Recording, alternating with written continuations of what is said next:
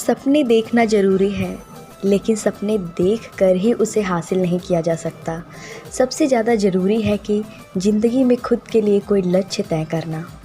ये बातें हमारे देश के महान वैज्ञानिक, हमारे देश के पूर्व राष्ट्रपति डॉक्टर एपीजे अब्दुल कलाम जी ने कहा है।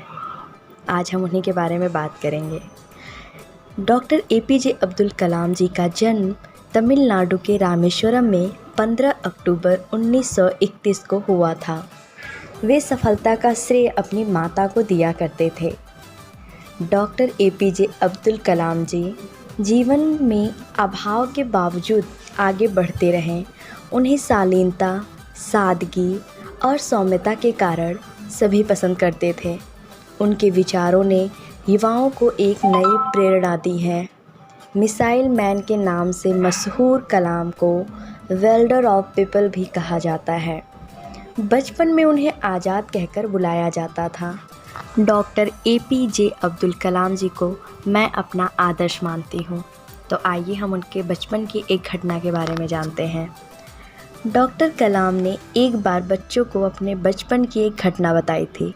उन्होंने बच्चों से कहा कि जब मैं छोटा बच्चा था तब रोज़ मेरी माँ हम सब के लिए खाना बनाया करती थी।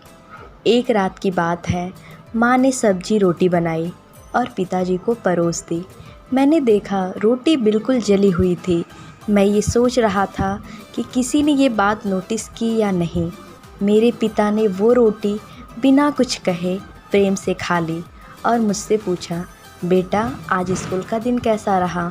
मुझे याद है कि मेरी माँ ने उस दिन जली रोटी बनाने के लिए पिताजी से माफ़ी मांगी थी, जिस पर पिताजी ने हंसते हुए कहा था, चिंता मत करो, मुझे जली रोटियां भी पसंद है।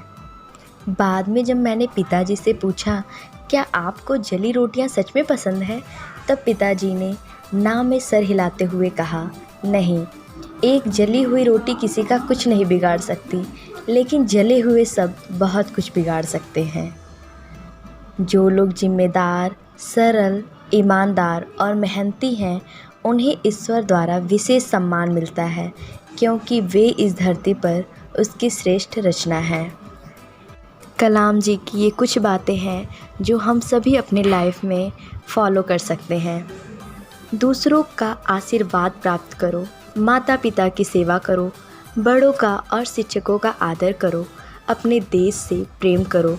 इनके बिना जीवन अर्थहीन है। देना सबसे उच्च और श्रेष्ठ गुण है, लेकिन उसे पूर्णता देने के लिए उसके साथ क्षमा भी होनी चाहिए।